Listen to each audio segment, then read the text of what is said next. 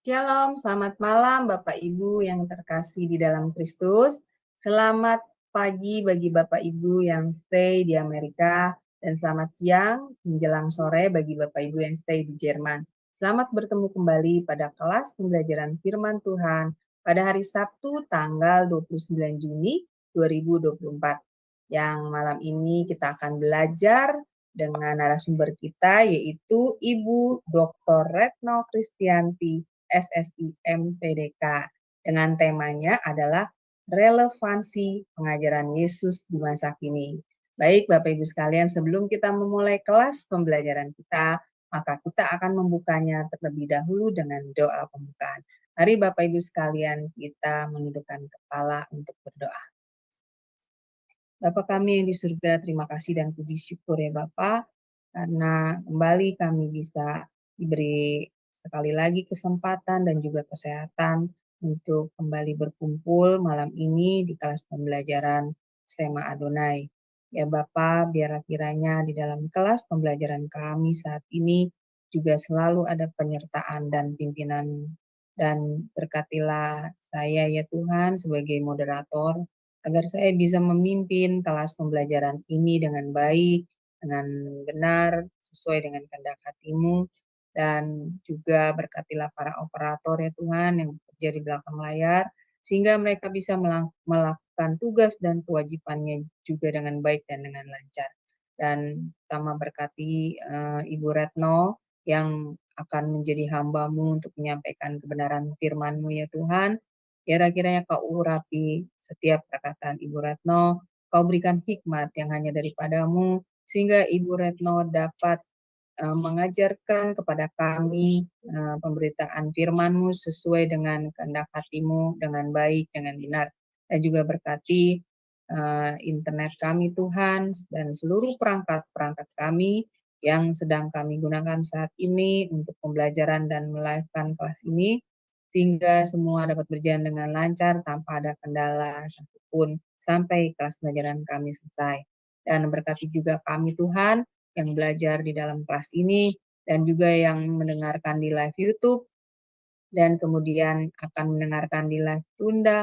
Biarlah kiranya Tuhan membuka hati dan pikiran kami, menerangi hati pikiran kami dengan Roh-Mu Tuhan, dan memberikan hikmat hanya daripada-Mu, sehingga kami dapat menangkap pengajaran malam ini dari Ibu Retno dengan pemahaman yang baik dan benar sesuai dengan kehendak hati-Mu Tuhan. Terima kasih Tuhan Yesus, kami serahkan kelas pembelajaran ini dari awal hingga akhir hanya di dalam tangan-Mu. Dan kami patahkan segala kuasa kegelapan yang akan menghalangi pembelajaran kelas kami saat ini dalam nama Yesus. Doa ini kami panjatkan dalam satu nama ya Tuhan, yaitu Tuhan Yesus Kristus, Juru Selamat kami yang hidup. Haleluya. Amin. Baik, Bapak Ibu sekalian, kita sebelum masuk sesi pembelajaran, maka saya akan menyapa terlebih dahulu narasumber kami ya. Shalom, selamat malam Ibu Retno. Shalom. Shalom, selamat malam. Iya, ya, Selamat malam ketemu lagi Ibu. Kita ketemu lagi ya Bu. Udah lama ini baru ketemu Ibu Iya, Retno. kita ketemu. Puji Iya, bagaimana? Tuhan, iya. Ya, puji Tuhan. Bagaimana Ibu kabarnya? Hampir Semoga 2 bulan ya. luar biasa ya Bu. Iya, luar biasa. Iya, Semoga kabarnya dan sehat tentunya ya Ibu ya. Amin. Ya, baik Ibu, saya akan menyerahkan amin. waktu Puji dan Tuhan.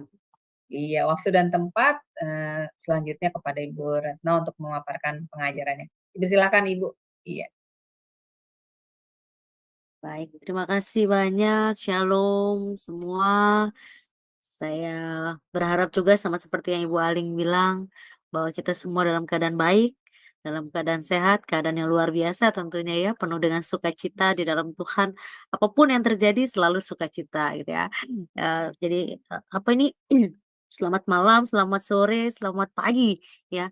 Luar biasa semangat yang dimiliki untuk kita terus belajar, dan saya mengucap syukur untuk setiap kesempatan-kesempatan yang diberikan kepada saya untuk kita hari ini bisa belajar lagi gitu ya, sama-sama belajar lagi. Dan hari ini saya ingin menyampaikan tentang tadi sudah disampaikan, saya minta izin untuk saya share.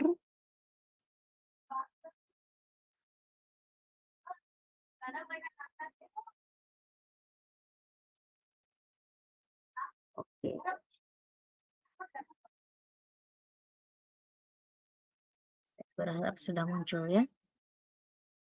Ya, sudah muncul, Ibu. Ya. Oke, baik. Ya, hari ini saya mengambil tema mengenai relevansi pengajaran. Ya, karena kita saat ini sedang sama-sama belajar, artinya kita mau bersama-sama mendapatkan pengajaran, gitu ya. Jadi tema ini yang saya ambil, relevansi pengajaran Yesus di masa kini. Apakah masih bisa digunakan atau tidak, atau ada banyak hal yang terjadi gitu ya, gitu. Kalau kalau misalnya kita sebagai guru gitu ya, atau dalam bidang apapun, seringkali ketika kita belajar itu selalu ditanya, relevansinya apa nih? Hubungannya apa? Gitu. Apa yang bisa kita terapkan dalam kehidupan sehari-hari? Nah, kebetulan saya, eee, bidang saya adalah sebelum saya belajar tentang teologi ini, saya belajar kimia. Saya S1 saya kimia. Ketika saya mengajar itu, saya selalu memikirkan kalau kita ngapalin unsur-unsur gitu ya, kayak stres gitu, anak-anak itu stres, unsur-unsur kimia segala macam gitu, stres gitu. Kan mereka bertanya, "Ibu, untuk apa sih kita menghafalkan itu? Untuk apa sih kita menghafalkan semua zat-zat yang ada?" Gitu kan. "Apa sih?" Gitu. Nah, lalu saya coba untuk membuat sesuatu yang membuat mereka terbuka gitu. Karena awalnya juga saya ketika saya masuk dalam bidang kimia ini juga berpikir gitu, "Aduh saya kuliah kimia ini nanti jadi apa nih ya, mau apa dan bagaimana," gitu. Tapi ternyata, eee, kekhawatiran saya itu tidak terbukti gitu ya. Ternyata bidangnya sangat luas dan saya bisa mengetahui banyak hal gitu. Jadi ketika saya menyampaikan itu kepada anak-anak, saya bilang, "Coba kalian lihat di dapur ada apa?" Yang sederhana gitu ya, "Oh ada garam Bu, oh ada gula Bu," gitu, "Oh ada cuka Bu." Itu semua tuh ternyata adalah bahan-bahan kimia gitu. Terus, "Kamu pernah nggak pakai kosmetik? Kamu pernah nggak pakai minyak wangi?" Gitu ya, seperti itu ya. Jadi saya coba coba mengaitkan itu di dalam kehidupan mereka gitu. Oh iya ya ternyata kimia itu ada ya gitu. Ya mungkin kamu tidak tahu bahasa kimianya seperti apa, tapi yang kamu tahu ternyata semua berhubungan. Jadi, saya selalu berusaha bagaimana caranya gitu ya, bahwa apa yang saya sampaikan mereka itu berguna gitu, apa yang saya sampaikan itu bisa bermanfaat. Saya rasa, kondisinya pasti akan sama ya ketika, zaman Yesus pada saat itu menghadapi orang-orang, murid-muridnya itu, apa sih yang menjadi kebutuhan, gitu kan. Apa yang menjadi kebutuhan murid-muridnya, pasti itu juga yang menjadi pemikiran. Nah, saat ini kita akan belajar bersama seperti itu. Namun apakah nanti akan terjadi penyimpangan kah, atau akan terjadi pro dan kontra kah, gitu. Karena pasti ada saja ya hal-hal seperti itu yang dihadapi, gitu. Nah, ini adalah gambaran gambaran siapa Yesus sebenarnya, gitu. Seringkali kita menganggap atau bukan beranggapan, ada banyak anggapan-anggapan yang mengatakan dia adalah seorang guru, gitu ya, seorang guru agung. Nah, gambaran seorang guru agung itu yang muncul adalah ini, teladan. Dia adalah seorang teladan yang baik. Dia pemerhati, dia baik hati, gitu ya. Dia memiliki kebijaksanaan, memiliki kekuasaan, kuasa di dalam setiap pengajarannya. Dan saya percaya Bapak Ibu Saudara semua yang hadir saat ini belajar bersama dengan saya, tahu betul siapakah Yesus itu sesungguhnya gitu ya. Jadi, mengapa sampai dia dikatakan sebagai guru agung? Mengapa dia dikatakan sebagai guru maha guru gitu ya, gitu. Ternyata ini muncul, apa, bahwa dia itu tidak hanya sebagai pengajar, tapi dia juga sebagai pendoa, penuh dengan kasih, memperhatikan, ya bahkan rela berkorban dikatakan di situ ya. Punya kreativitas yang tinggi gitu, lalu jelas profesional pasti ada, ya, kuasa di dalam setiap pengajarannya gitu. Jadi, ketika ketika kita melihat sosok siapa Yesus itu, gitu ya, kita bisa melihat gambaran ini. Lalu, apa sesungguhnya? Kita mau samakan persepsi dulu ya, kita mau samakan persepsi dulu sebenarnya apa sih inti pengajaran yang Yesus berikan pada saat itu, ya kita akan flashback sebentar, apa sih sesungguhnya yang menjadi inti dalam pembelajaran. Yang pertama, pasti kita berbicara tentang siapakah Allah, gitu ya. Kita kenal dia dalam Allah Bapa, Allah Anak, Allah Roh Kudus. Hypostatic union yang tidak bisa dipisahkan satu dengan yang lain, gitu ya. Kita percaya Tritunggal Allah, gitu ya. Tapi kadang-kadang ada juga kan pemahaman-pemahaman di luar sana yang tidak percaya tentang Yesus, tidak percaya Roh Kudus, gitu ya. Jadi, oh punya 3 Allah atau anggapan-anggapan lain seperti itu. Ini adalah inti pengajaran yang Yesus mau berikan, bahwa Allah itu adalah Tritunggal. Lalu berbicara tentang eksistensi dirinya. Eksistensi ini banyak sekali argumen-argumen yang muncul yang membuat apakah sesungguhnya Allah itu ada, gitu ya. Saya percaya kita semua juga pernah mendengar itu. Bahkan sampai, betul nggak bahwa Tuhan itu ada? Gitu. Coba buktikan kalau Tuhan itu ada, gitu. Nah, jadi ada beberapa argumen, misalnya argumen-argumen kosmologis gitu ya, argumen kosmologikal yang mengatakan bahwa eh, sebuah kosmos atau dunia itu ada gitu. Oleh karena sesuatu tidak dapat berasal dari yang tidak ada, maka ada penyebab awal yang menyebabkan dunia itu ada. Jadi ada penyebab. Kemudian ada argumen lagi yang mengatakan argumen teologisnya. Dijabarkan bahwa keteraturan atau pengaturan itu bermanfaat dalam suatu sistem yang mengimplikasikan akal budi, tujuan, atau hasil pengorganisasian. Sehingga karakteristik dari alam semesta ini adalah keteraturan dan pengaturan yang bermanfaat. Nah, oleh karena itu, alam semesta ini memiliki penyebab yang bebas dan berakal budi. Ini mengarah kepada keteraturan. Lalu ada juga yang mengatakan bahwa argumentasi antropologikal. Di sini dikatakan orang yang percaya pada Alkitab melihat manusia itu sebagai eh, ciptaan yang digambarkan serupa dan segambar dengan Allah. Jadi gambaran diri Allah itu ada di dalam diri manusia, gitu. Eh, dan di sini secara spiritual itu menyatakan gambaran dari Allah. Lalu ada argumentasi secara moral, mengakui bahwa manusia itu memiliki kesadaran, di mana kesadaran itu berbicara tentang benar dan salah, yaitu kesadaran secara moralitas. Lalu orang yang percaya pada Alkitab mengakui bahwa Allah menempatkan kesadaran itu, kesadaran moral itu sebagai suatu kontradiksi, gitu ya, sebagai pembeda dengan ciptaan-ciptaan Allah yang lain, seperti itu. Jadi ada beberapa argumen-argumen, sehingga yang terakhir berbicara tentang ontological. Argumentasi ontological ini bicara tentang fakta bahwa semua manusia memiliki kesadaran akan Allahnya. Jadi Allah itu ada. Segala sesuatu ini bisa terjadi ya karena ada Allah. Jadi berbicara tentang eksistensinya Allah. Sehingga pada akhirnya semua argumen-argumen itu memberikan pengertian bahwa kalau Allah nggak ada nggak mungkin, gitu.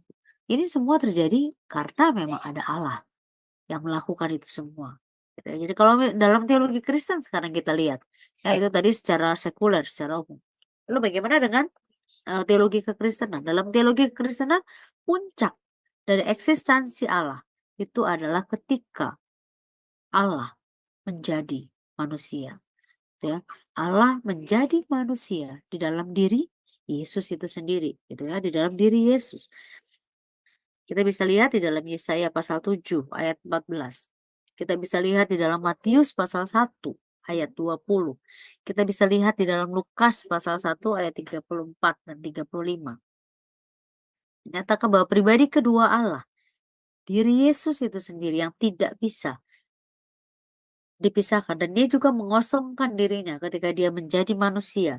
Dia bisa membatasi membatasi diri, mengambil natur manusia yang menderita, ya, tetapi dia tidak berdosa. Nah, itu yang dilakukan. Itu bicara tentang eksistensi dirinya secara teologi Kristen. Dan Kristus itu adalah tujuan dan akhir dari segalanya. Segala sesuatu yang bergerak ke arahnya itu sebagai tujuan akhir. Ya, dan dialah Alfa dan Omega. Jadi ketika kita berbicara tentang eksistensinya Allah, kita bicara bahwa ini loh, dia itu Allah yang mutlak, benar. dan tidak bisa diragukan. Ya, Alkitab banyak sekali memberikan bukti-bukti tentang keberadaan Allah ini, gitu ya. Jadi pasti semua, saya percaya kita semua juga yakin, ya, bahwa Allah itu hadir. Bahkan dalam kehidupan kita pun Allah itu hadir. Nah, ini bukti yang bisa kita berikan. Lalu pengajaran apa lagi yang diberikan? Yang ketiga itu adalah bicara tentang hidup, kehidupan dan juga kebangkitan. Kita bicara tentang hidup dan kebangkitan. Dalam perspektif kekristenan kita, Yesus sendiri yang mengajarkan adanya kebangkitan dan hidup yang kekal. Kita lihat bahwa dia membuktikan itu, menggenapi semua yang dilakukan. Dia bangkit. Nah, dia datang ke dunia ini untuk menunjukkan jalan bagi manusia. Bagaimana kita bisa mencapai hidup yang kekal itu. Kalau kita lihat di sini ya, dalam dalam karya pewartaan Injilnya, itu Yesus mengajarkan tentang kehidupan ini. Bagaimana kita sampai pada kehidupan yang kekal itu. Bagaimana kita memiliki akhir tujuan yang jelas. Seperti itu. Jadi bahkan di dalam Alkitab sendiri kalau kita bisa lihat ada banyak yang dijelaskan mengenai kehidupan kekal, gitu ya. Mulai dari apa sih janji kehidupan kekal itu sesungguhnya? Lalu apakah ada jaminan di dalam kehidupan kekal itu? Jelas, pasti ada jaminannya. Lalu apakah hakikat hakikat dari kehidupan yang kekal itu seperti apa? Gitu. Kemudian jalan menuju kehidupan kekal melalui siapa kita bisa mendapatkan itu? Nah, di dalam kehidupan kekal itu ada pengharapan, pengharapan akan kehidupan kekal. Lalu pasti berpikir, untuk apa kita belajar? Itu sebabnya ada pentingnya kita memahami, pentingnya mengajar kehidupan kekal itu. Kemudian berkat, berkat dari kehidupan abadi itu apa? Ya, lalu implikasi dari kehidupan kekal itu sendiri. Jadi Tuhan Yesus itu luar biasa mengemas secara sistematis setiap pengajaran yang dia buat. Gitu ya, dia buat semuanya untuk semua menjadi benang merah yang akhirnya semua memahami gitu, apa yang Tuhan mau, apa yang Tuhan inginkan ketika murid-muridnya belajar dari Yesus ini. Jadi ketika kita bicara tentang, ketika Tuhan Yesus berbicara tentang hidup kekal dan kebangkitan, dia sendiri yang menyatakan itu. Kemudian selanjutnya, pengajaran yang Tuhan ingin berikan adalah bicara tentang kasih, kasih dan juga persekutuan. Gitu ya. Ini salah satu bagian yang sudah dilakukan oleh Shema Adonai untuk kita sama-sama bersekutu. Ya. Bersekutu di sini kita belajar banyak hal. Ya, kita saling sharing bersama, kita dilengkapi, saling melengkapi.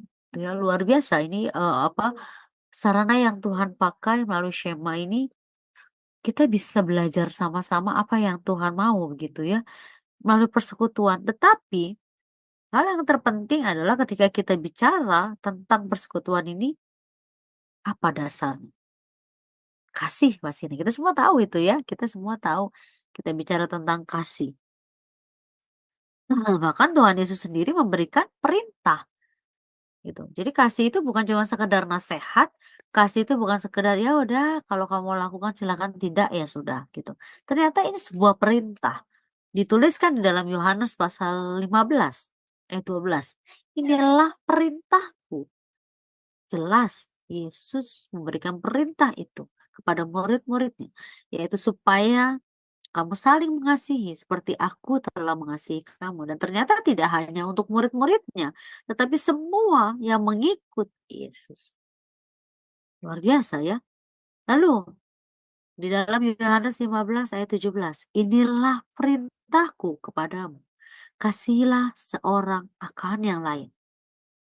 Wow, dua kali ya. Yohanes 13 ayat 34 sampai 35. Aku memberikan perintah baru kepada kamu, yaitu supaya kamu mengasihi, supaya kamu saling mengasihi, sama seperti aku telah mengasihi kamu, demikian pula kamu harus saling mengasihi. Dengan demikian semua orang akan tahu bahwa kamu adalah murid-muridku, yaitu jikalau kamu saling mengasihi. Luar biasa ya. Bukan hanya sekedar nasihat, bukan hanya sekedar pemberitahuan, tetapi jelas ini adalah perintah yang Allah berikan. Lalu setelah kita punya dasar itu, masuklah kita dalam sebuah persekutuan. Dan persekutuan itu dimulai dari Allah. Bersekutu dengan Allah.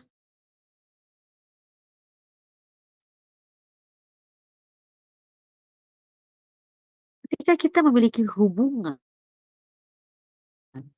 yang intim, kita lihat sebelum manusia jatuh di dalam dosa, bagaimana hubungan yang terbentuk Adam dan Hawa dengan Yesus.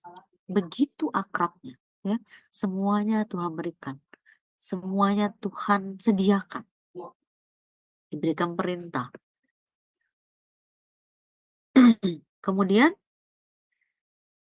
hubungan yang intim ini adalah sebuah mandat dan juga sebuah anugerah yang diberikan kepada manusia. Tetapi lagi-lagi karena ada dosa itulah yang menyebabkan hubungan ini menjadi rusak. Ya, kita semua sudah belajar itu, kita semua sudah tahu itu. Seperti yang pernah saya sampaikan di pembelajaran waktu yang lalu, sehingga membuat hubungan itu putus, sehingga membuat akibat-akibat dari dosa itu tidak lagi kita punya hubungan yang baik. Sehingga satu-satunya cara adalah tadi Allah sendiri yang memperbaiki. Allah sendiri datang dalam diri Yesus itu untuk menjadi korban, ya, menjadi korban persembahan supaya kita tidak lagi berdosa. Supaya kita disucikan, supaya hubungan yang tadinya terputus tadi bisa tersambung lagi dengan baik.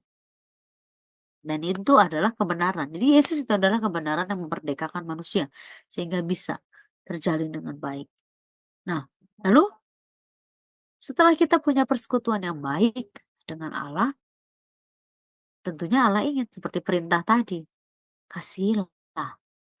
Kita harus memiliki bersekutu dengan sesama. Kalau kita lihat di dalam 1 Yohanes 1, ya,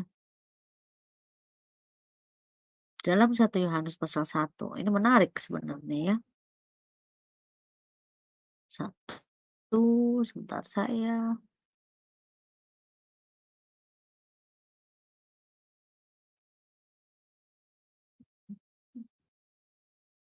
Apa yang telah ada sejak semula, yang telah kami dengar, yang telah kami lihat dengan mata kami, yang telah kami saksikan dan yang telah kami raba dengan tangan kami tentang firman hidup, itulah yang kami tuliskan kepadamu. Hidup itu telah dinyatakan dan kami telah melihat dan sekarang kami bersaksi, memberitakan kepada kamu. Jadi kalau ketika kita melihat ayat ini, ketika kita berbicara tentang bersekutu, kita bicara tentang bersaksi. Apa yang kita alami? Jadi ketika kita bersekutu kan tidak mungkin kita sendiri. Ya, kecuali kita dengan Allah saja kita tidak sendiri kan? Kita ada relasi. Sama dengan sesama juga. Yang artinya kita bicara tentang persekutuan dengan orang lain yang mau menerima keberadaan kita, yang mau dengan apa adanya menerima segala kelemahan, segala kelebihan, dan yang terpenting mau melayani. Tetapi di sini dilihat yang paling utama bisa bersaksi. Kenapa bisa bersaksi? Untuk saling menguatkan, untuk saling menghibur, gitu ya. Ketika saudara-saudara kita mengalami penderitaan, ketika saudara-saudara kita mengalami kesusahan, kita bisa bersaksi. Nah, itulah persekutuan itu penting, gitu ya. Jadi Tuhan Yesus mau mengajarkan itu, kasih dan persekutuan, tidak hanya kepada Allah. Buktinya kalau misalnya kita baik hubungan kita dengan Allah, maka kita pun punya hubungan relasi yang baik dengan sesama kita. Jadi di dalam 1 Yohanes ini yang dituliskan oleh Rasul Yohanes ini untuk mengingatkan kepada kita setiap pembacanya itu adalah bahwa hati-hati nih, gitu ya. Di dalam konteks ini akan ada pengajaran-pengajaran yang tidak sesuai dengan kebenaran firman Tuhan. Pengajaran-pengajaran yang membuat kamu menjadi bimbang, menjadi ragu, atau bahkan kamu akhirnya meninggalkan Tuhan, gitu loh. Diingatkan di dalam, Yohanes ini, Rasul Yohanes ini mengingatkan kita untuk memiliki persekutuan yang kuat. Sehingga ketika ada penyimpangan-penyimpangan yang terjadi, sehingga ketika ada ajaran-ajaran yang masuk yang menggoncangkan iman kita, yang membuat kita jauh dari Tuhan, kita masih tetap, gitu. Jadi pondasinya kuat. Itu karena kita mengalami sendiri, karena kita dikuatkan dengan persekutuan orang-orang itu sehingga iman kita bertumbuh, iman kita itu menjadi kuat. Nah, ini ajaran yang Tuhan kasih di dalam kasih dan juga persekutuan ini supaya kita punya hubungan yang intim, tidak hanya dengan Tuhan tetapi dengan sesama. Kita punya itu dengan saudara. Jadi persekutu itu bukan hanya sekedar bersahabat dengan saudara seiman, tetapi juga ada sharing di dalam. Nah, itu sebabnya kadang-kadang murid-murid saya suka bertanya, "Boleh nggak sih," gitu ya, "kalau kita tuh pindah-pindah gereja?" Gitu. Nah, itu kan ternyata sadar seperti itu ya. "Boleh nggak sih minggu ini saya ke sini, minggu depan saya pindah lagi," gitu. "Aduh kayaknya enak tuh di sana," gitu ya. Apa yang dicari gitu. Lalu gembalanya bingung, nanti dombanya kemana ini gitu. Mau didoakan, orangnya tidak ada, gitu kan. Mau sharing, dikuatkan, orang yang sudah menghilang, gitu. Jadi artinya apa yang mau dibuat sebagai hubungan yang intim itu tidak terjadi. Nah, Tuhan tidak mau. Nah, ini pengajaran yang Tuhan mau buat, yang mengingatkan kita semua untuk mari bersekutulah, bersekutulah gitu ya, bersekutu baik dengan Allah maupun. Jadi ketika kita membagikan sharing itu, membagikan pengalaman itu yang kita punya, hubungan yang baik dengan Allah kita, itu bisa memberikan kekuatan lebih, gitu ya. Jadi karena kita punya punya sumber kekuatannya, kita punya sumber utamanya, maka ketika kita menguatkan saudara-saudara kita, itu terjadi dan kita punya persekutuan yang kuat. Sehingga dengan sharing-sharing yang kita punya, dengan pengalaman-pengalaman yang kita punya, itu bisa menolong mereka, bahkan bisa bertumbuh iman mereka, bahkan bisa juga memiliki pondasi yang lebih kuat lagi, seperti itu. Maka itu pun terjadi ketika di Kisah Para Rasul ya, sampai saya nggak tahu apakah sekarang ini masih ada ya, jemaat seperti jemaat mula-mula pada saat itu. Barang saya milik bersama, apa yang saya lakukan itu semuanya milik bersama gitu. Wow, itu luar biasa sekali gitu ya kalau sampai itu terjadi gitu. Tapi nyatanya kan yang kita lihat banyak gontok-gontokan gitu ya, banyak berselisih paham, banyak yang hanya mencari kepentingan diri sendiri gitu ya. Nah, itu yang Tuhan tidak inginkan. Itu sebabnya Tuhan memberikan pengajaran yang luar biasa mengenai kasih dan fellowship ini. Di dalam Kisah Para Rasul, terutama ya diingatkan di dalam Kisah Para Rasul. Dan juga contoh-contoh lain di dalam Alkitab kita, luar biasa Alkitab kita ini Tuhan memberikan contoh-contoh jemaat yang seperti apa, jemaat yang suam-suam kuku, jemaat yang rajinnya hanya di depan, di belakang sudah tidak lagi, atau sama sekali tidak peduli ya. Tuhan juga berikan gambaran-gambaran seperti itu. Jadi mengingatkan apa sih yang Tuhan inginkan. Lalu selanjutnya bicara tentang terang dan gelap. Tuhan mau mengingatkan. Tuhan mau mengingatkan setiap orang yang hidup di dalam persekutuan dengan Allah, maka dia juga harus hidup dalam terang. Kehidupannya tidak lagi melakukan perbuatan-perbuatan gelap atau perbuatan dosa. Jika ada yang menyatakan dirinya hidup bersekutu dengan Tuhan, tetapi melakukan perbuatan kegelapan, maka itu adalah pendusta. Tuhan menjelaskan sangat jelas sekali. Tidak bisa ketika bicara terang dan gelap itu bersatu. Tidak bisa. Sebagai orang-orang percaya kepada Yesus, kita harus hidup di dalam terang itu. Kita harus mengakui keberdosaan kita sehingga kita mendapatkan pengampunan dari Allah yang menjadikan kita lahir baru, ahli waris Allah, anak-anak Allah. Ya. Persekutuan kita berarti juga persekutuan dengan Allah.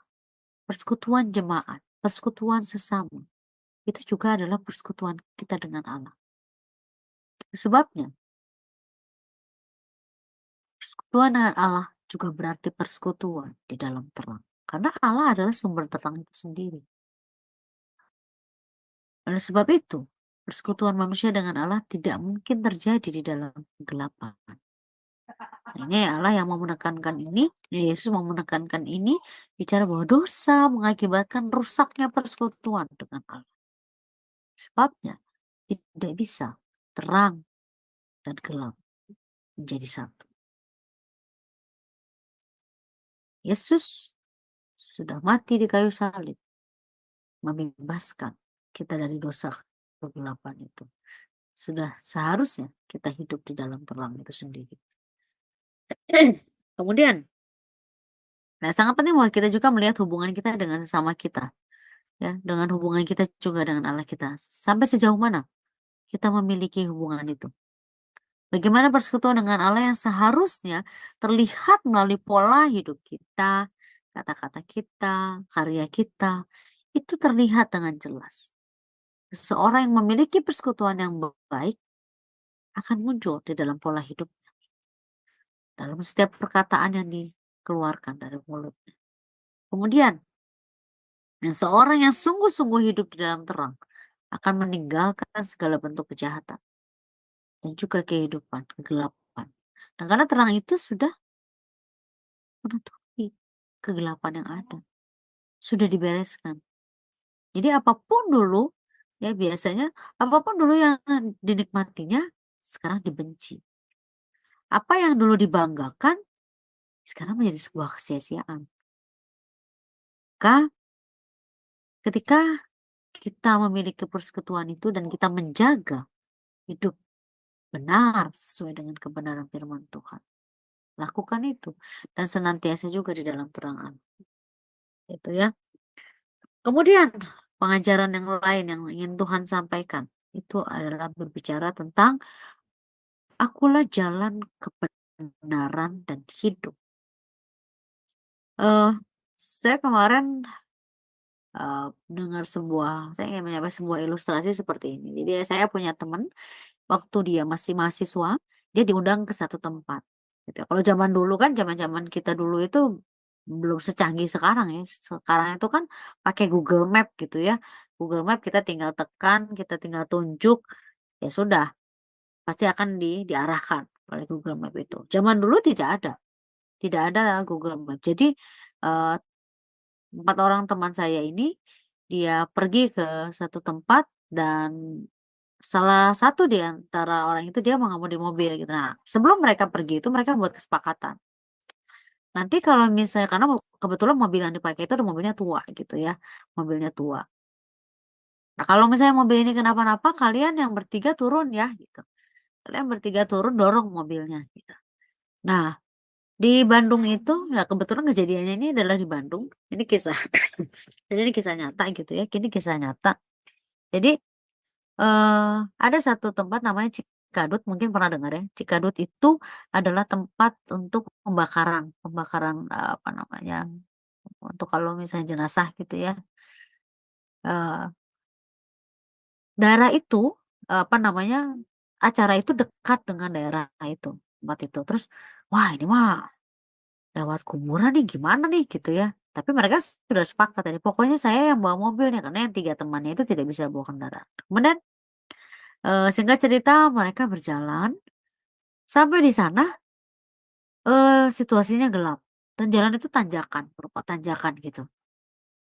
Nah, mereka tidak tahu harus kemana karena pada saat itu ternyata sudah mulai gelap. Lalu ada orang di situ, lalu coba deh tanya gitu.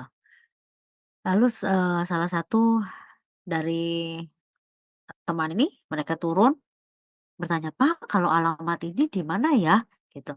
Nah, si bapak ini hanya menunjuk, "Oh, kalian, putar balik saja lagi," gitu, "putar balik saja lagi dan nanti kalian akan menemukan tempatnya." "Oh, jadi bukan di sini ya jalannya?" "Oh, bukan, Bapak salah jalan," katanya gitu. Waduh, gitu. Nah, terus itu kan jalanan itu naik turun gitu ya, naik turun, jadi tidak landai gitu. Nah terus akhirnya, "Baik Pak, terima kasih, sudah diberi arahan." Mereka berbalik nih. Nah ketika mereka balik, mereka melihat ke belakang orang itu nggak ada gitu. Nah ceritanya kayak gitu. Wah, akhirnya mereka semua ketakutan ya, yang dalam mobil itu ketakutan. Nah tidak lama dari situ mobil itu mogok. Ya mobil itu mogok, lalu, eee karena saking takutnya, karena melihat itu tidak ada gitu ya, sosok yang tadi ditanya, tidak ada satupun yang mau turun dari mobil itu.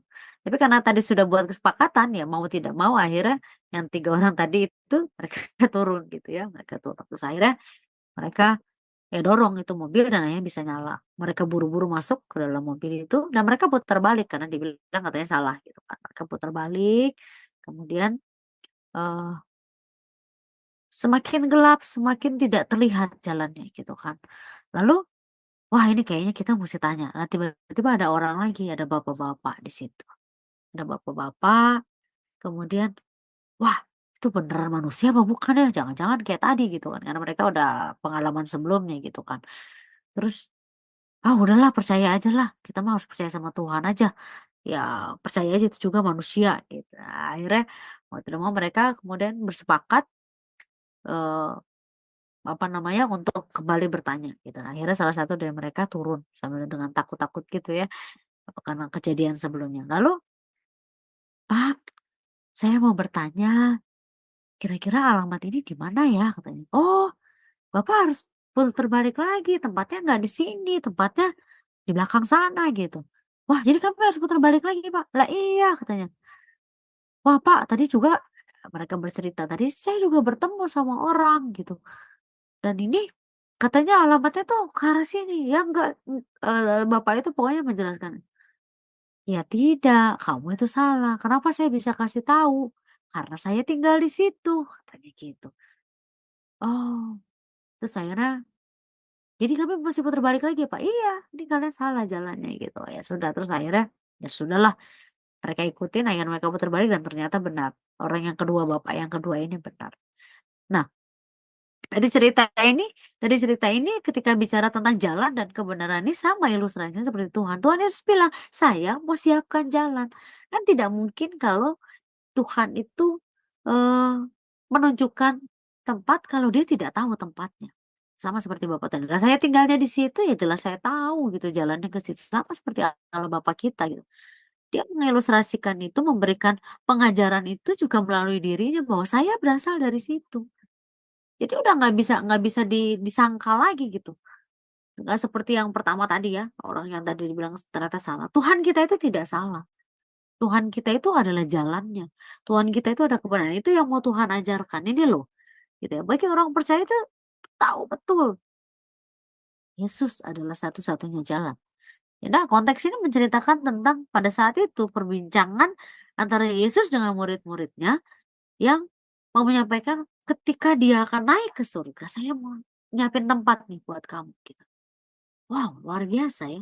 Kita punya Allah yang pasti, kita punya Allah yang jelas gitu. Jadi pengajaran Yesus ini bukan pengajaran yang omong kosong gitu, nyata gitu. Saya mau menyiapkan itu.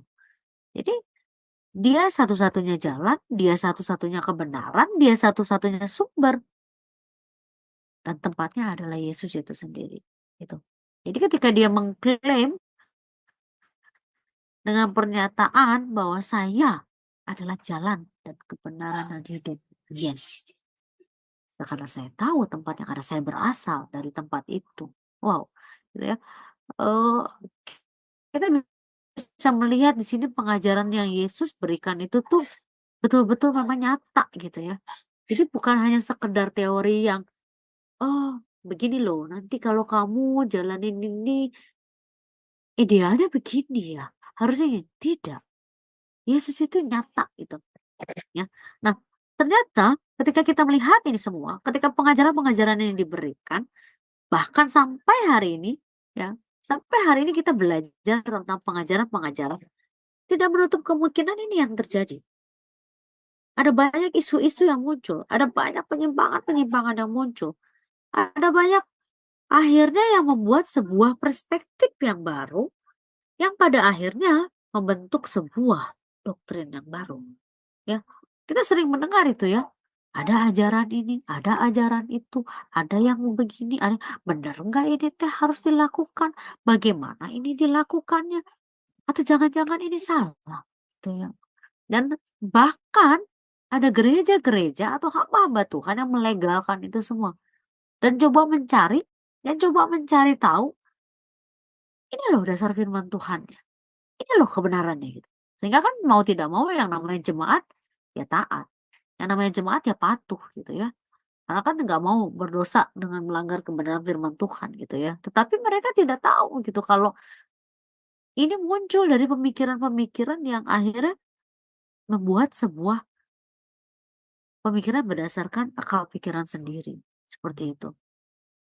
Jadi mengerikan walaupun walaupun sekarang kita tahu ada banyak sekolah-sekolah teologi yang betul-betul memperlengkapi gitu.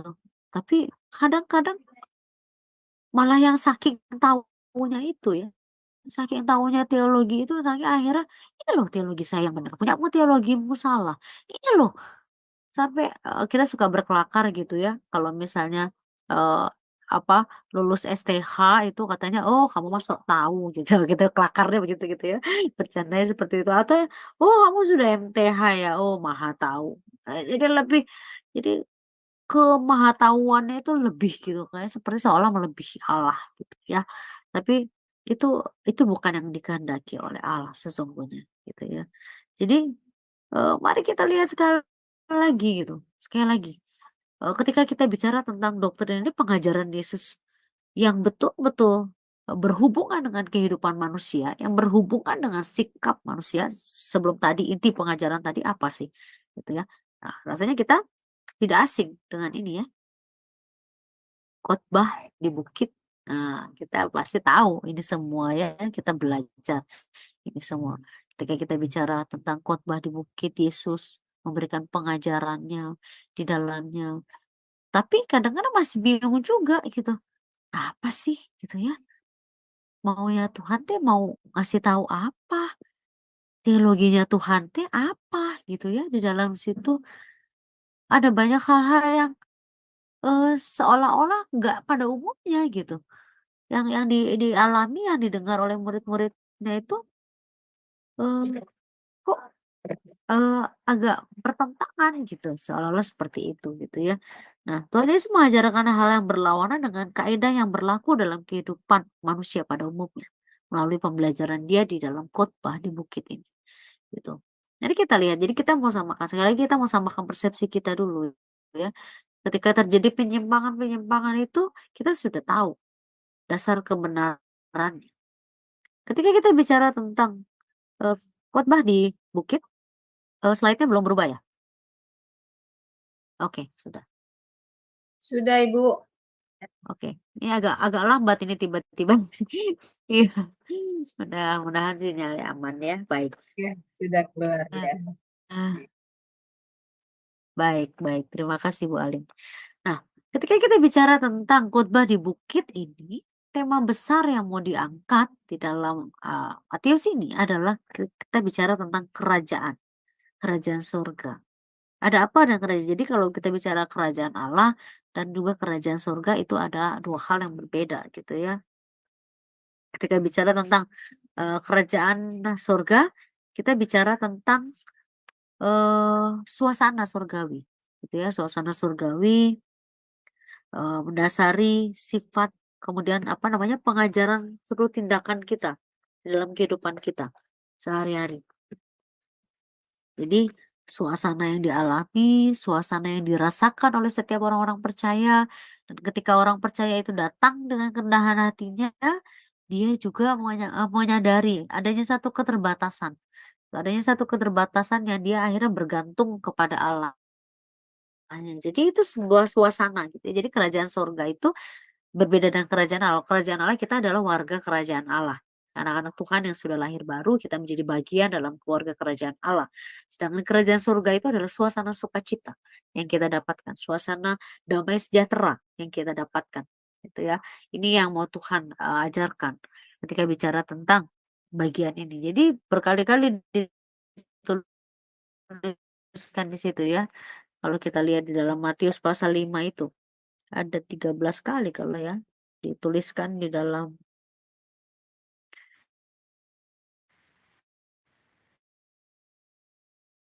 Matius. ah, Diawali dengan kata ucapan bahagia, gitu ya. Kemudian di sini berbahagialah mereka yang punya kerajaan surga. Muncul ya kerajaan surga di ayat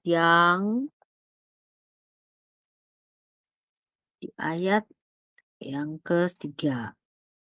Kemudian muncul lagi di ayat yang ke-10. Karena merekalah yang punya kerajaan surga. Ya, kalau kita telusuri terus muncul banyak di situ. Ya, kemudian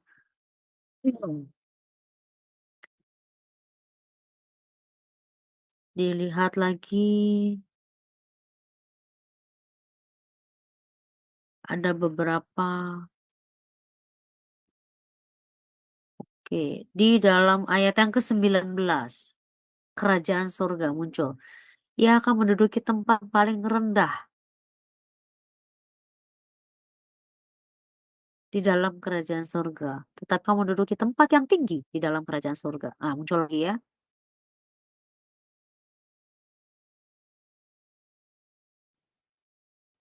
Di ayat 20 juga. Sesungguhnya kamu tidak akan masuk ke dalam kerajaan surga. Ya, jadi ini gambaran suasana seperti apa sih yang mau didapatkan di dalam kerajaan surga itu. Lalu yang kedua itu berbicara tentang misi orang percaya. Kalau kita lihat ini juga terkenal ya, pasti Bapak dan Ibu juga tahu. Dalam 13 sampai 16 berbicara tentang garam, ya, garam dan terang. Kita bicara garam dan terang ini, kita sebagai misi orang percaya itu memberikan gambaran-gambaran yang apa keberadaan kita di tengah masyarakat. Jadi mungkin seringkali mungkin kalau kita sendiri gitu ya, kita tidak diperhitungkan, kita tidak dilihat gitu ya sebagai garam itu.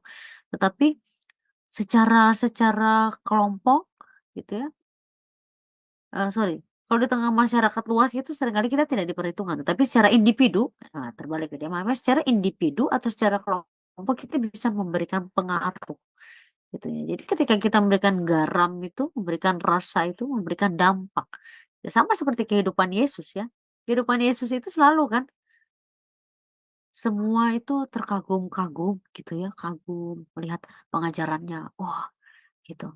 Sampai mereka akhirnya ikut memutuskan untuk ikut Tuhan.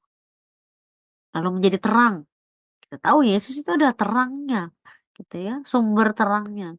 Dan kita dipanggil untuk melakukan itu, untuk melakukan kebaikan bagi orang lain, dan bukan supaya dilihat untuk mendatangkan pujian buat diri kita sendiri, bukan. Tapi kita melakukan itu bersikap adil, ya, bersikap adil, hidup dalam kebenaran.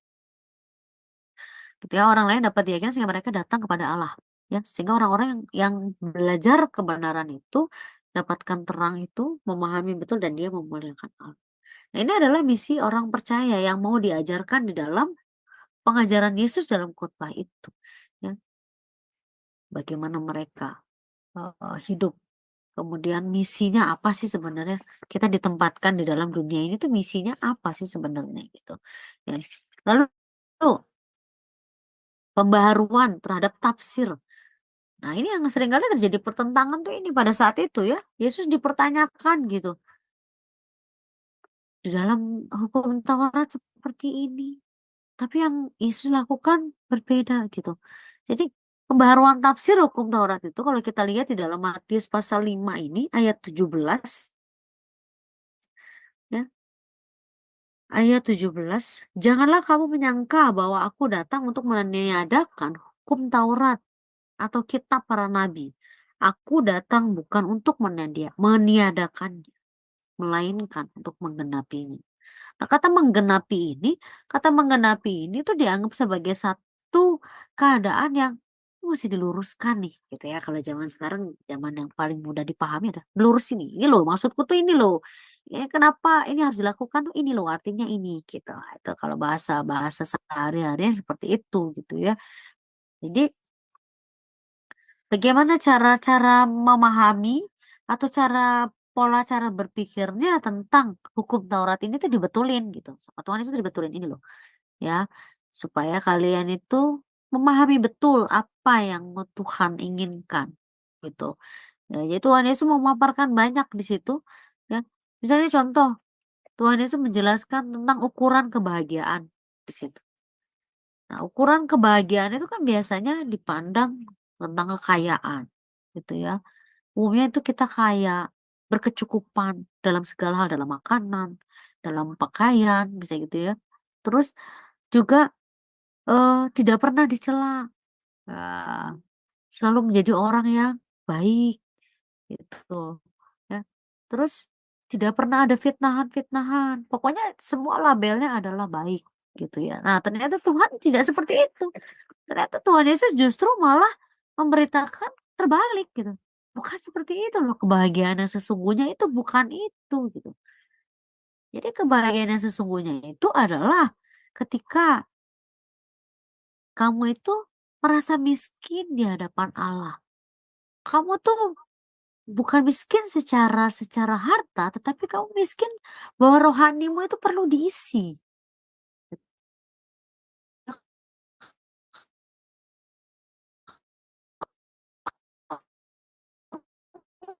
Kamu tuh butuh Tuhan.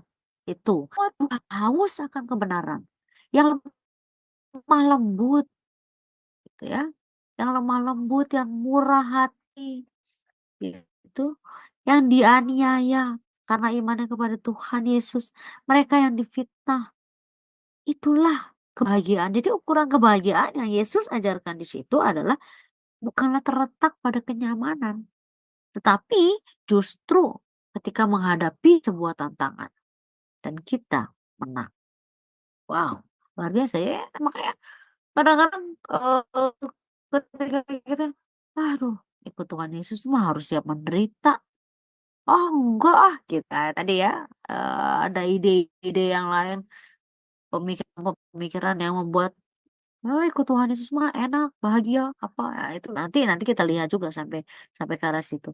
Nah, ini mau contoh, baru contoh kecil yang yang Tuhan Yesus tuliskan. Ada banyak yang Tuhan sampai ke dalam pengajarannya itu tentang hukum Taurat ini gitu ya. Jadi intinya adalah kedatangan itu bukan untuk meniadakan itu, tetapi menggenapinya. Jadi segala sesuatu melalui ini. Kalau kita lihat di dalam Roma pasal yang ketiga, Roma pasal yang ketiga ayat 21. Tetapi sekarang tanpa hukum Taurat, kebenaran Allah telah dinyatakan seperti yang disaksikan dalam kitab Taurat dan kitab-kitab para nabi.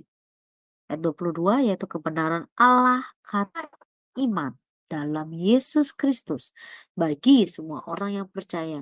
Sebab tidak ada perbedaan. Intinya bicara tentang kebenaran iman itu sendiri gitu ya. Bicara tentang kebenaran iman yang memungkinkan kita bisa hidup benar.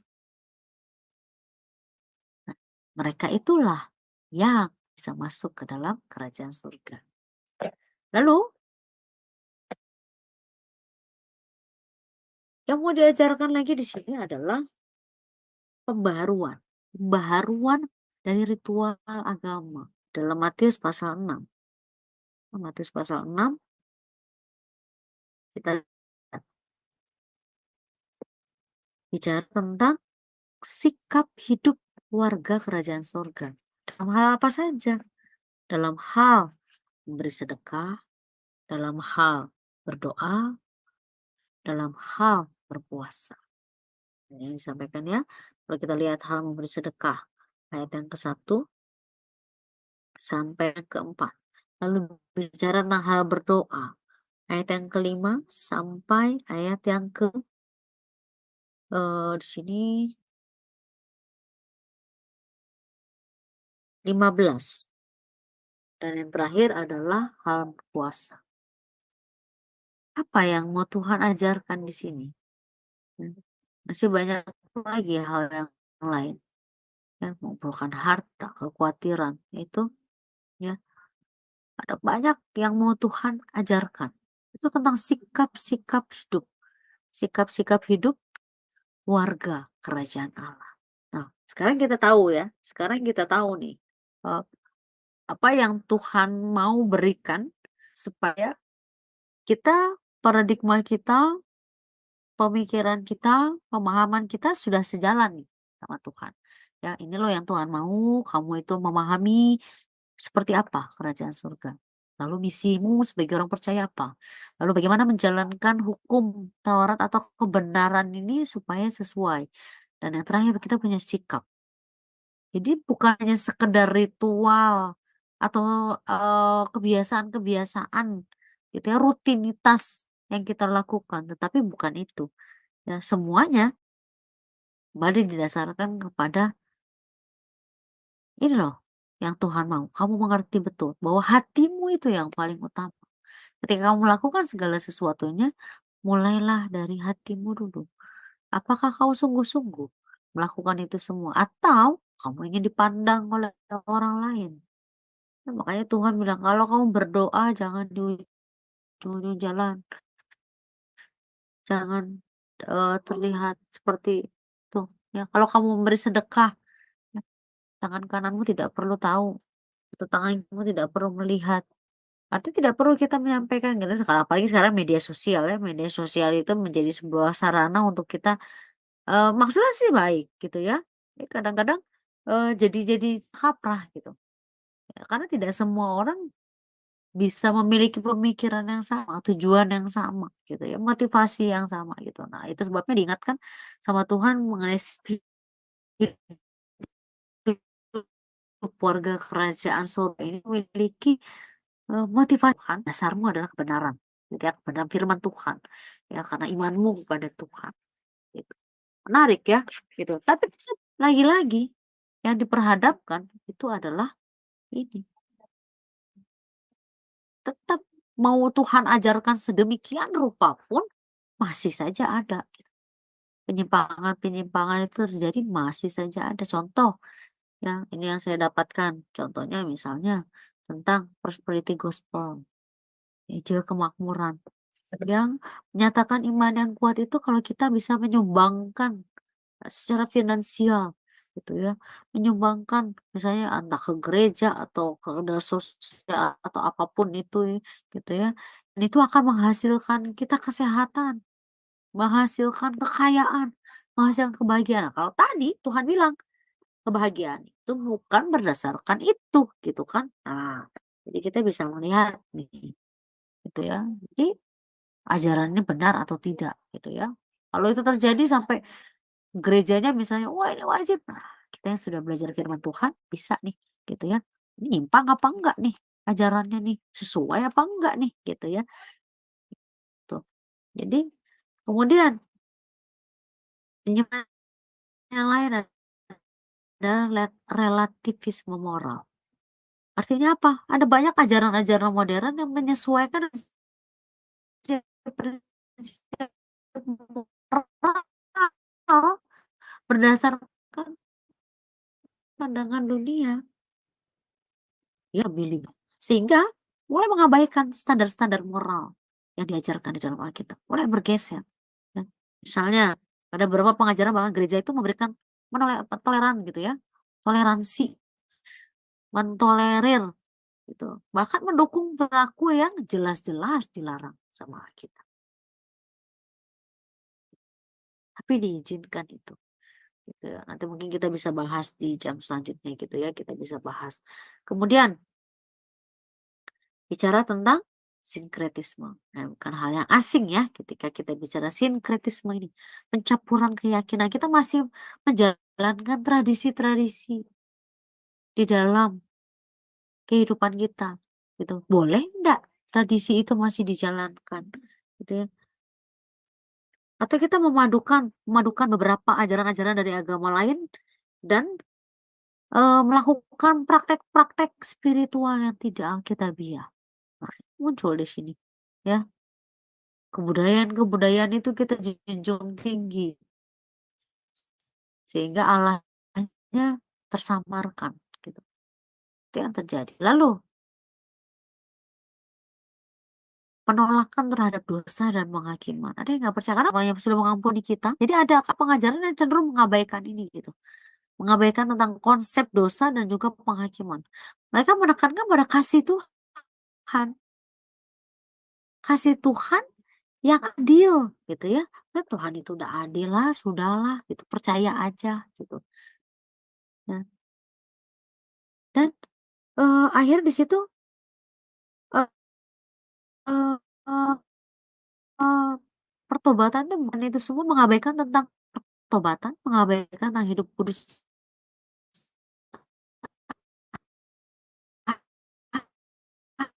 Ah, tenang aja lah. Nanti kita tinggal datang lagi sama Tuhan, bertobat sama Tuhan, kita ampun. Tuhan pasti mengampuni. Jadi bukan lagi sebagai sesuatu yang harusnya kan tidak lagi kita masuk tadi sudah belajar ya tentang terang dan gelap tadi gitu.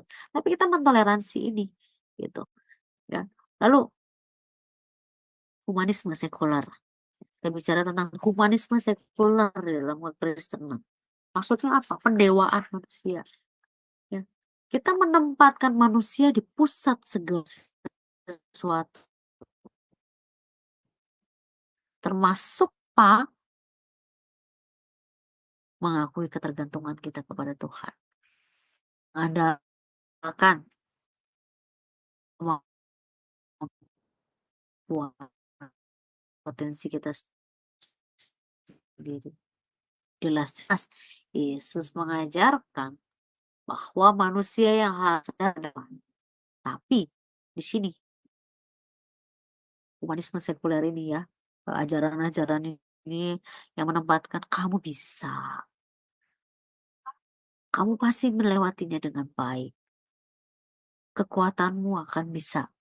Wah, mengerikan ya. Gitu ya. Jadi potensi manusia itu lebih hebat daripada Allah kita. Tuh. Nah, ini sering kali terjadi kadang-kadang kita juga melakukan ini. Jadi kita nggak apa ajaran-ajaran yang kita alami itu seringkali ini yang terjadi. Lalu apakah ini semua masih relevan? Balik lagi kan ke pertanyaan tadi. Jadi sebenarnya gimana deh? Kalau ini yang terjadi bisa mentoleransi gitu apapun bahkan tadi bicara Allah itu kasih kok. Betul kan tadi ya? Allah mengajarkan tentang kasih, love and fellowship tadi itu. Jadi gimana relevankah atau tidak relevankah gitu. Ya, nah, lalu kenapa ini diyakini oleh banyak orang? Sehingga orang ya sudahlah gitu. Akhirnya kadang-kadang percaya malah ya sama pendetanya misalnya tuh percaya sama orang yang mengajarkan itu. Karena kadang-kadang ini yang dijadikan sebagai satu pedoman. Adalah satu ayat yang dituliskan dalam Amsal 3 ayat 1-4.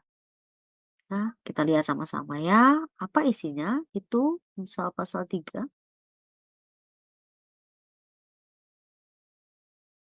Dituliskan di situ.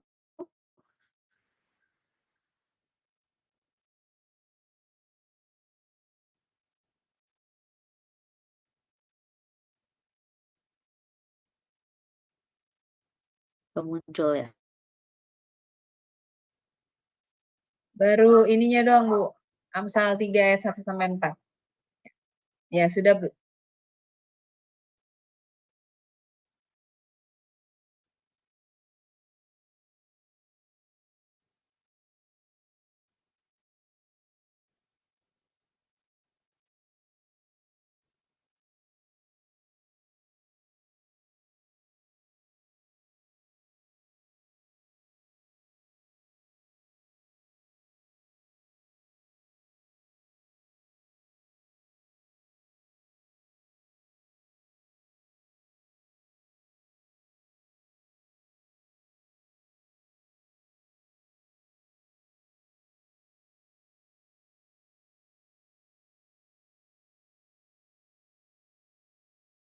Sepertinya Ibu Ratno terpental ya. Harus sabar ya Bapak Ibu.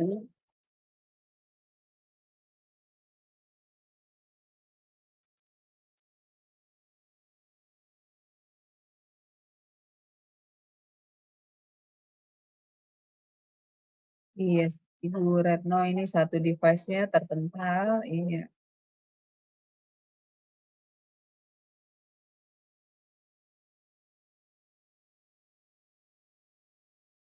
Nah, ya, masuk kembali.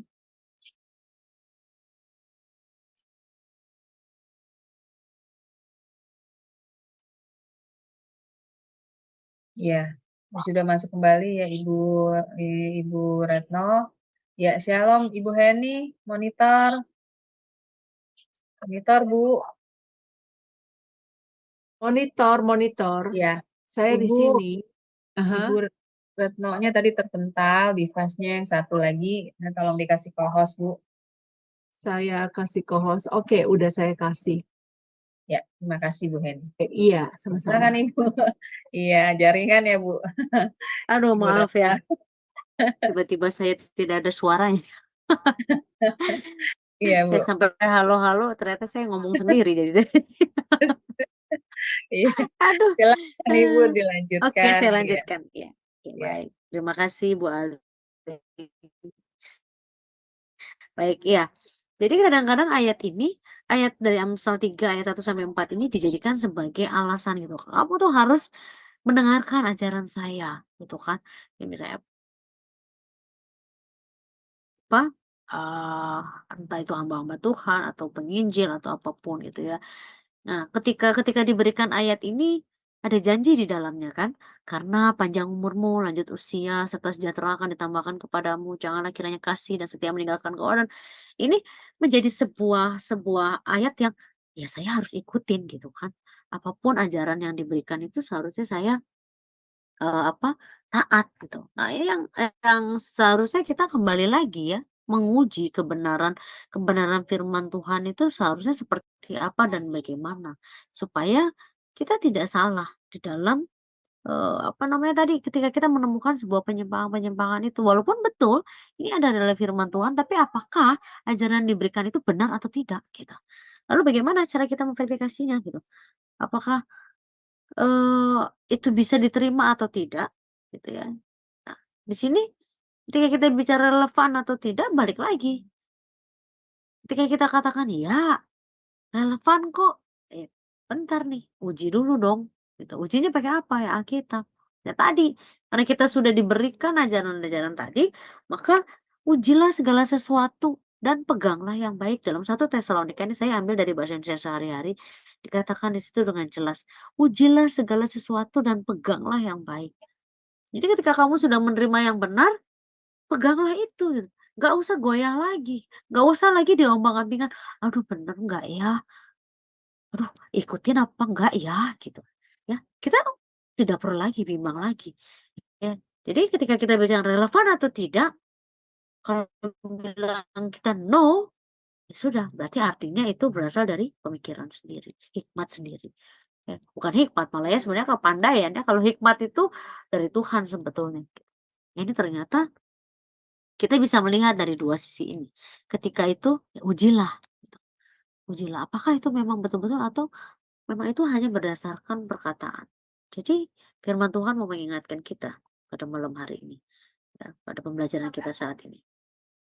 Percayalah kepada Tuhan dengan segenap hatimu dan janganlah bersandar kepada pengertianmu sendiri. Artinya tadi, kita semua saat ini sudah dibekali dengan hal-hal yang berbau teologis gitu ya, hal tentang Allah.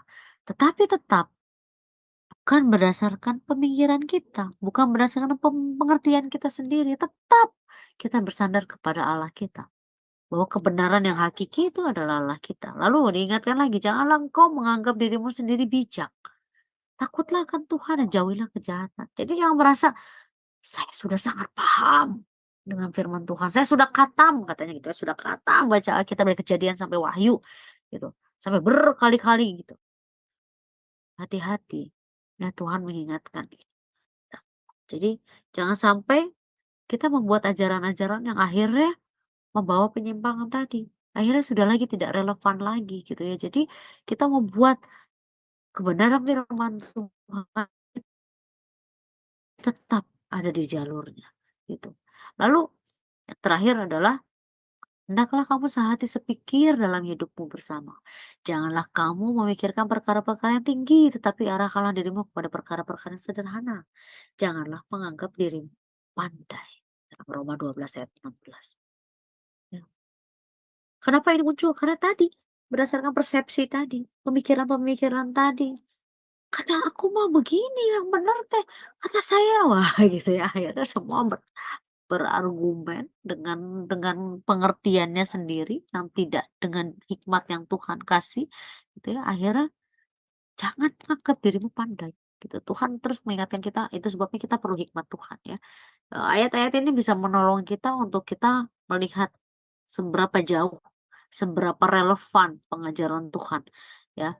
Dengan mengandalkan Tuhan, dengan mengandalkan hikmat Tuhan. Jadi kesimpulan yang saya bisa ambil dari dalam pembelajaran kita pada saat ini adalah bahwa Yesus yang adalah guru agung, yang adalah pengajar, memberikan dampak dalam setiap pengajarannya. Jadi ketika kita menyampaikan pengajaran kita, dampak apa?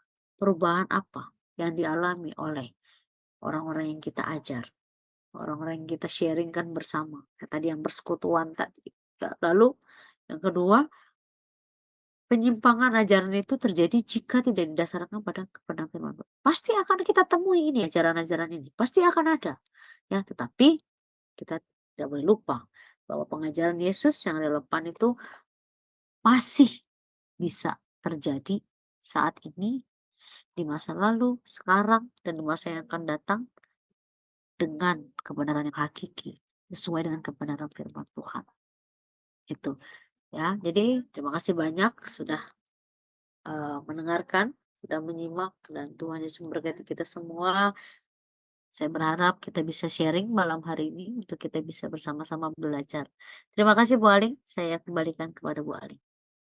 Ya, baik. Terima kasih Ibu Retno untuk pemaparan materinya malam ini. Luar biasa ya Ibu.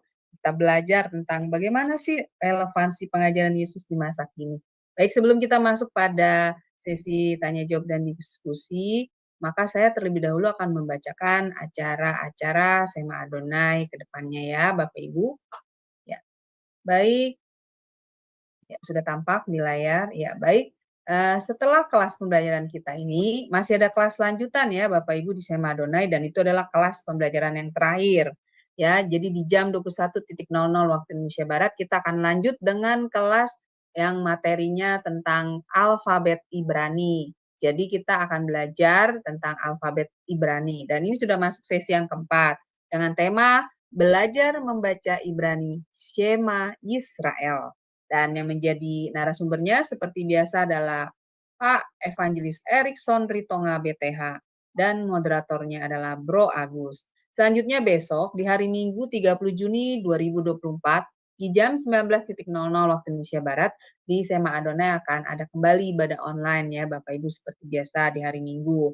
Dan yang menjadi liturgisnya adalah Ibu Kuane dari Jerman, dan yang menjadi live songnya adalah Ibu Grace Sumilat. Dan untuk tema ibadah online kita kali ini adalah doa yang penuh kuasa, dan dibawakan oleh Bapak Gembala kami sendiri, yaitu Pak Pendeta Daniel Palungan.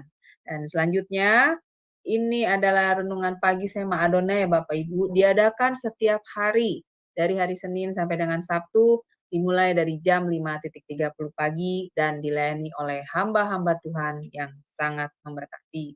Jadi Bapak Ibu sekalian, untuk renungan pagi Sema Adonai, kemudian untuk renungan pagi dari Bapak Gembala kami sendiri, yaitu Pak Pendeta Daniel Palungan, yang diadakan setiap hari Jumat 1 kali dalam seminggu, dan juga ibadah online Sema Adonai, hanya Bapak Ibu dapat ikuti lewat channel Cahaya Firman. Jadi tidak di-live-kan di channel-channel lain ya Bapak Ibu.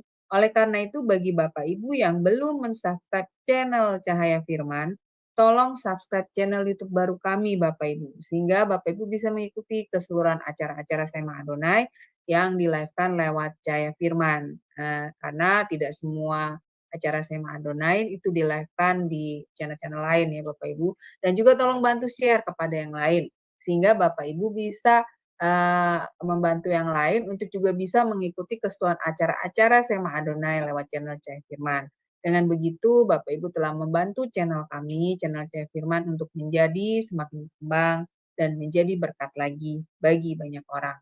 Terima kasih Bapak Ibu atas perhatiannya. Sekarang kita akan masuk pada sesi tanya jawab dan diskusi. Tetapi terlebih dahulu bagi Bapak Ibu yang ingin bertanya atau sharing tentang materi malam ini, Bapak Ibu boleh raise hand ya. Jadi akan dibuka mute-nya nanti oleh operator kami. Ya, baik. Terima kasih Ibu Retno untuk pemaparan materinya. Dan saya tertarik ini ya, bagaimana banyak penyimpangannya Ibu dari pengajaran Yesus Kristus ini ya. Memang sebenarnya mengenai pengajaran Yesus di masa kini itu bisa terjadi penyimpangan-penyimpangan karena kan memang mereka memakai pikirannya sendiri ya Ibu dalam pemahaman tentang firman Tuhannya. Nah ini tapi yang menjadi menjadi korbannya ini kan adalah jemaat ya Ibu, ya kan? Jemaat yang mereka benar-benar tidak tahu sama sekali pengajaran Yesus yang benar, ya benar ya Ibu seperti ini. Nah ini bagaimana ya Ibu untuk menghadapi masalah-masalah seperti ini ya? Karena kan kalau dilihat jemaat-jemaat sekarang ini di gereja masa kini mereka tidak mau Bu jadi murid. Kalau saya lihat jadi mereka cuma mau ya tiap minggu ke gereja ya sudah gitu dengar khotbah seminggu sekali. Padahal dari pemaparan Ibu tadi ini di materi ini jelas sekali ya Ibu menjelaskan bagaimana pengajaran Yesus Kristus di masa lalu itu jelas sekali ya Ibu step-stepnya ya Bu bagaimana Tuhan Yesus mengatakan ketika dia khotbah di bukit ya Bu pengertian tentang arti dari kerajaan surga itu apa, terus kemudian tafsir dari hukum Taurat itu apa ya seperti itu dan terus ke bawah ya Bu. Nah ini kalau untuk jemaat sekarang ini bagaimana Ibu kita menanggapinya karena untuk supaya mereka ini tidak mudah disesatkan oleh pengajaran-pengajaran seperti ini Bu. Yang tadi Bu sebutkan prosperity gospel ya kayak gitu relativisme moral. Nah, mungkin ya Ibu Retno kalau saya nggak belajar di Classroom ini juga mungkin saya bisa disesatkan juga Bu. Karena saya belajar, jadi saya banyak mengetahui ya tentang pengajaran Yesus yang benar. Iya, gimana? Silakan Ibu. Ya. Ya.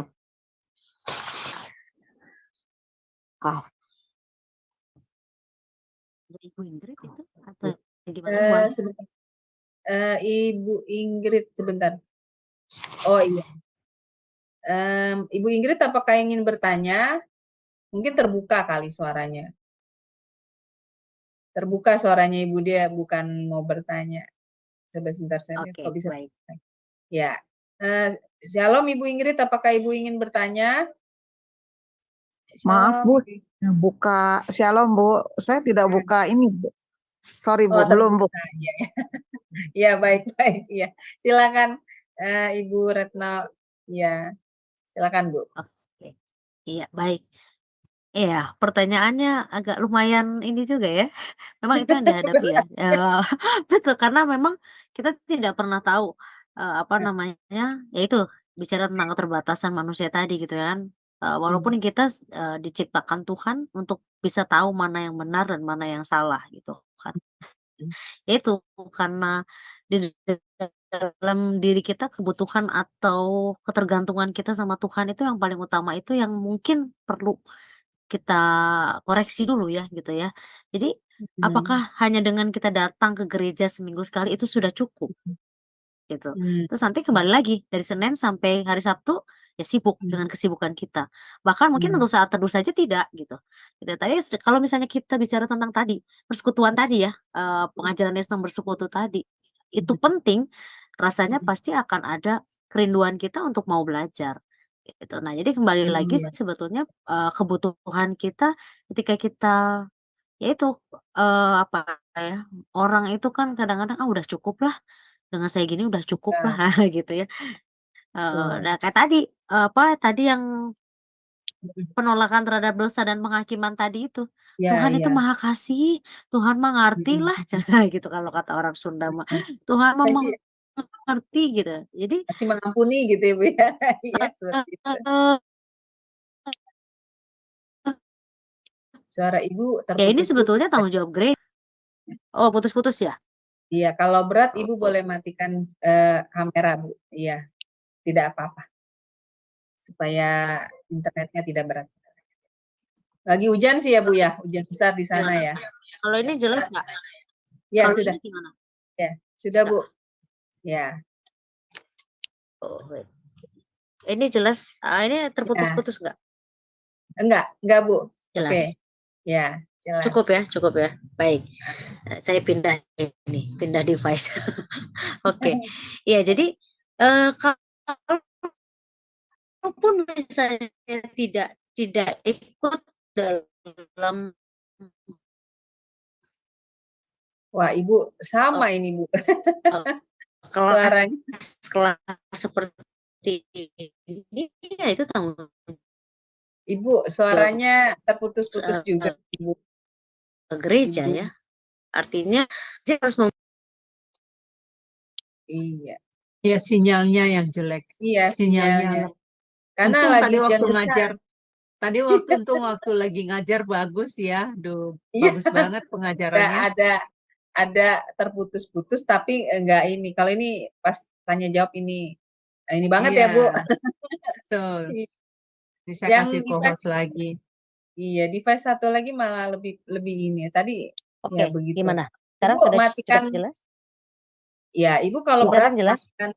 Ya, Ibu kalau berat matikan videonya aja, nggak apa-apa pakai yang device yang Ibu ada video terbuka ini, Bu.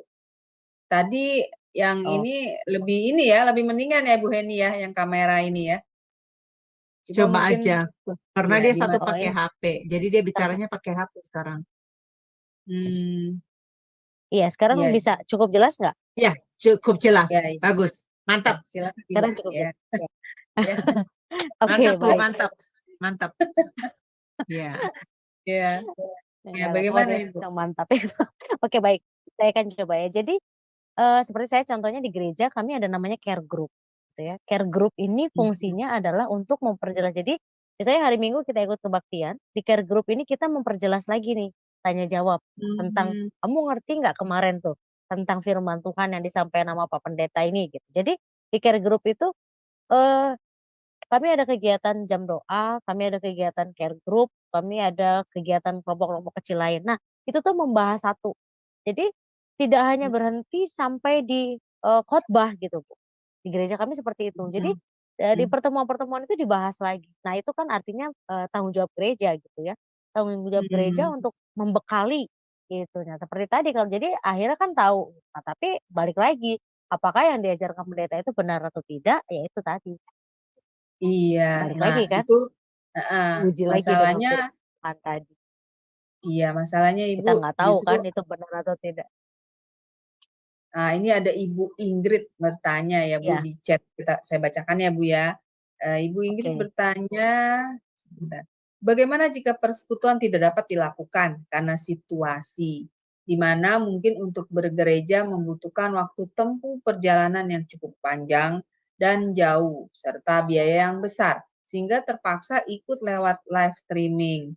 Padahal jika melihat yang benar, orang harus bersekutu untuk bisa saling menguatkan dan lain-lain. Seperti kawan saya yang tinggal di Kamboja dan putri saya yang tinggal di Dan. Bekerja di satu pulau yang tidak ada orang Kristen.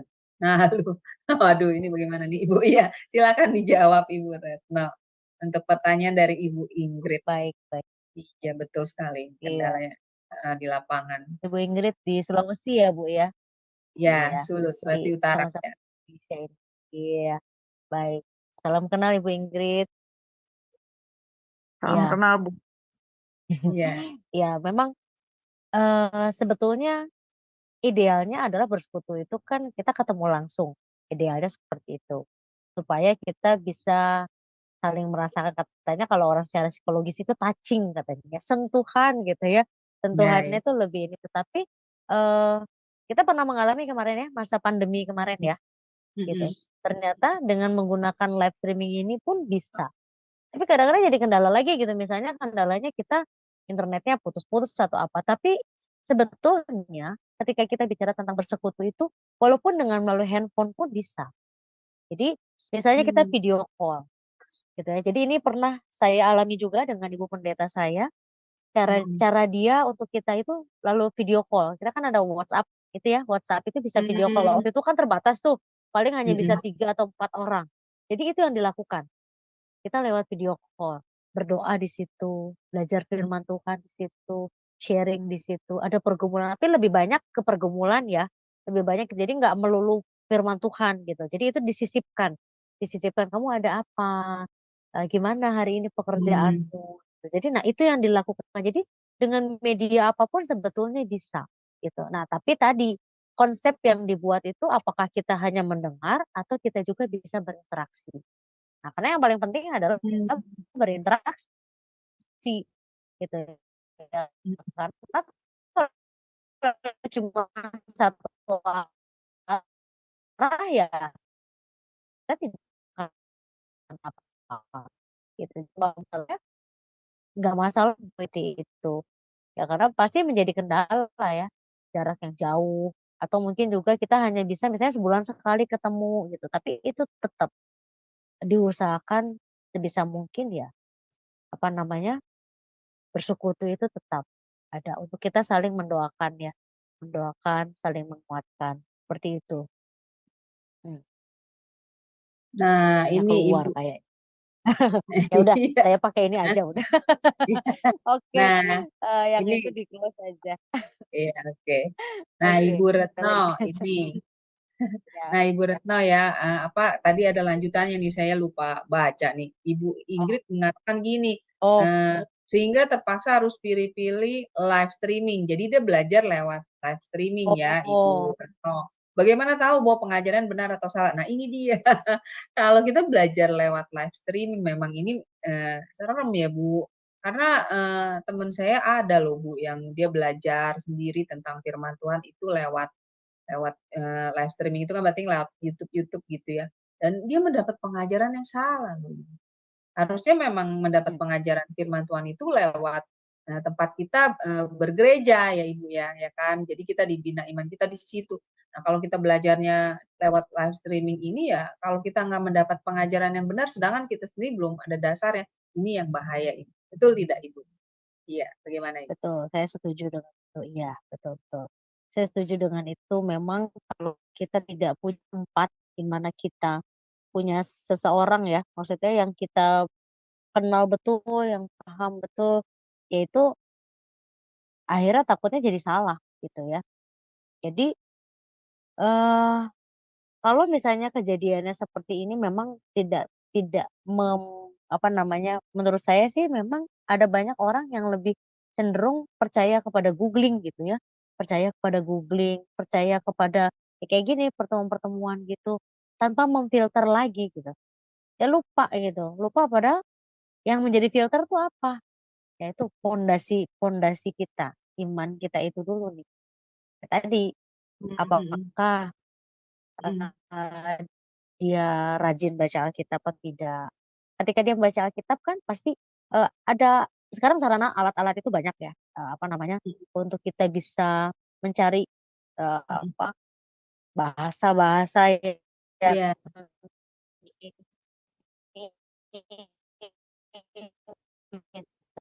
misalnya walaupun kita Nah, ini tidak Iya. sinyalnya paham mulai mungkin bahasa terganggu lagi. Iya. bahasa itu kan harus saya berarti pasti. Seperti itu memang kita punya entahlah Iya. Waduh sayang sekali ya Ibu ini ya. Iya. Seperti mau terlempar nih Ibu Ibu Retno. Karena udah videonya udah ini berhenti. Iya. amankah? Betul. Karena iya, iya Ibu Retno Ya, sudah nyambung lagi ya. iya ya. Perjuangan ternyata ya. Ya mungkin seperti ini yang dialami tadi ya. Ini Eh, perjuangan kita untuk mendapatkan pengajaran. Itu juga ya tapi ya oke, eh, mungkin sedikit ya. Jadi, intinya adalah ketika kita belajar segala sesuatu itu, yang pastinya fondasi iman kita harus punya dulu, gitu ya. Kalau misalnya tidak hmm, pernah diajarkan, kita percaya Roh Kudus. Roh Kudus di dalam hmm, diri kita yang akan menolong kita. Jangan lupa betul, betul. ya, jangan lupa ada Roh Kudus dalam diri kita yang memberikan pencerahan, memberikan pengertian bahwa ini loh yang benar, ini loh yang salah. Nah, itu balik lagi ke pekaan Iya, kita, balik lagi hubungan Tuhan intim kita. Tadi kan ya, bersekutu iya, dengan Tuhan tadi itu, balik lagi ke situ. Seperti apa keintiman kita dengan Tuhan sehingga kita bisa peka, ini tidak benar, ini bukan yang Tuhan iya, ajarkan betul. gitu. Nah, Roh Filternya Kudus dari, itulah yang menolong, iya. Roh Kudus itu yang Nah, menolong kita. Begitu. Jadi Bu Ingrid, untuk tahu benar atau salah ya kembali lagi gitu. Apalagi kalau misalnya kita kan mengajarkan anak-anak dari kecil gitu ya. Anak dari kecil kita mengajarkan pondasi walaupun nanti gedenya punya pengertian. Jadi saya juga punya punya murid dulu juga. Ini sharing sedikit ya. Bahkan sampai ini di luar pemikiran saya, dia memutuskan menjadi orang ateis. Wah, kok aneh? Saya bilang kamu yang paling rajin loh, saya bilang. Belajar hmm, PA kita. Kenapa jadi ateis? Ya tadi balik lagi ke pemikiran dia. Bicara hmm, tentang logikanya ya. Tadi kan pengertian dia sendiri. Ah, hmm, Tuhan mah gak ada. Bohong semua. Waduh. Nah itu kan hal kayak gitu. Ketika iya, fondasi itu tergoncangkan, tergoyahkan, dan kepekaan dia hubungan intim dengan Tuhan tidak ada, itulah yang terjadi. Nah, banyak iya yang benar seperti Bu. itu, banyak. Iya, Begitu, jadi begitu. dasarnya itu memang harus balik lagi bagaimana persekutuan kita dengan Tuhan ya Bu ya, karena nggak bisa menjamin orang yang rajin ikut PA, rajin ke gereja itu Betul. hubungannya Betul. itu bagaimana ya? Karena kalau Iya. dia terguncang, nah itu ya itu menjadi satu apa bukti bahwa memang persekutuan dia itu dengan Tuhan itu belum belum kalau saya bilang belum membaik ya, belum pulih ya, seperti itu. Karena nggak ada filternya jadinya ya. Roh Kudus itu tidak memberikan apa dia nggak peka ya, nggak ada kepekaan gitu Betul. ya Tidak oleh peka. tuntunan Roh Kudus. Wah, luar biasa. Iya, terima kasih Ibu Retno untuk pengajaran malam ini. Sepertinya juga tidak ada yang bertanya lagi. Bisa kita tutup ya Bu. Terima kasih Ibu sudah mengajarkan kami. Semoga ini menjadi berkat ya bagi Bapak Ibu semua. Karena juga jaringan Ibu kurang bagus ya Bu dari tadi ya. Oke. Iya kayak. Iya, hilang Saya terus. minta maaf ini kayaknya hujannya Ya, ya. soalnya. Iya, Karena hujan ya Bu ya, hujan besar ya di betul. sana ya. Ya, Iya. oke. Ya, baik kita tutup kelas kita. Ibu bisa closing statement dengan pengajaran malam ini dan pimpin doa bagi kami semua ya Ibu, dipersilakan. Baik. Ya. Satu hal yang paling terpenting adalah kita ingat setiap pengajaran yang Tuhan buat itu memberikan dampak dan perubahan dalam kehidupan kita. Jadi ketika kita bicara relevan atau tidak, mari kita belajar lebih lagi dari firman Tuhan, dari kebenaran itu sendiri dan dekat dengan Tuhan. Ya, bersekutu dengan Tuhan sehingga kita mendapatkan hal-hal yang baik. Jadi ketika ada ajaran-ajaran yang tidak baik, penyimpangan-penyimpangan yang tidak baik, kita tetap punya fondasi iman yang kuat. Gitu. Oke, jadi selamat belajar, semangat terus buat belajar. Ya, Tuhan berkati kita semua, mari kita berdoa. Mengucap syukur Tuhan pada saat ini kesempatan yang Tuhan berikan sungguh luar biasa ketika kami boleh belajar bersama mengenai pengajaran-pengajaran yang Engkau berikan. Tuhan, sungguh kami yakin dan percaya bahwa yang Tuhan inginkan adalah kami hidup sesuai dengan apa yang menjadi kehendak Tuhan. Dan itu boleh kami jalani sehingga hidup kami boleh berdampak dan menjadi berkat bagi orang-orang yang ada di sekeliling kami. Mampukan kami Tuhan untuk kami boleh memiliki quality time bersama dengan Engkau Tuhan. Kami boleh memiliki waktu di dalam kesibukan kami untuk dekat dengan-Mu Tuhan. Sehingga kami boleh memiliki kepekaan. Sehingga Roh Kudus-Mu juga bekerja di dalam hati kami Tuhan. Sehingga ketika kami menghadapi ajaran-ajaran atau goncangan-goncangan yang menggoncangkan iman kami Tuhan, kami tetap melihat dan bergantung kepada Engkau Tuhan. Kami melihat kebenaran yang hakiki di dalam Engkau Tuhan. Mampukan kami untuk terus berpegang kepada Engkau Tuhan, sehingga setiap jalan yang kami lakukan Tuhan, semuanya boleh seturut dengan kehendak. Berdoa Tuhan untuk semua yang hadir pada malam hari ini. Kami percaya Tuhan, Roh Kudus mau bekerja, memberikan penerangan, memberikan pengertian, dan terlebih lagi Tuhan, Engkau berkati saya Adonai Tuhan. Untuk terus menjadi sarana, menjadi alat Tuhan untuk membekali, untuk memperlengkapi, dan terlebih lagi mengenal Engkau lebih dalam lagi Tuhan. Untuk lebih tahu apa yang Tuhan inginkan. Sehingga di dalam setiap kehidupan yang kami jalani Tuhan, semuanya boleh hanya untuk kemuliaan nama. saja. Kiranya berkat dan damai sejahtera Tuhan akan terus menyinari dan melingkupi dimanapun, kapanpun, sampai Tuhan datang. Dalam nama Tuhan Yesus, kami berdoa dan mengucap syukur. Amin. Ya, baik Ibu Retno, terima kasih ya Ibu untuk pelayanannya yang luar biasa bagi kami semua.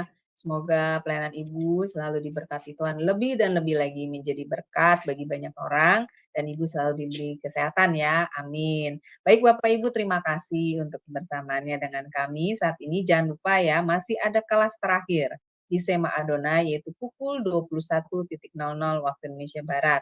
Jadi tetap stay ya Bapak Ibu bersama kami. Dan semoga pembelajaran malam ini sangat memberkati Bapak Ibu semua.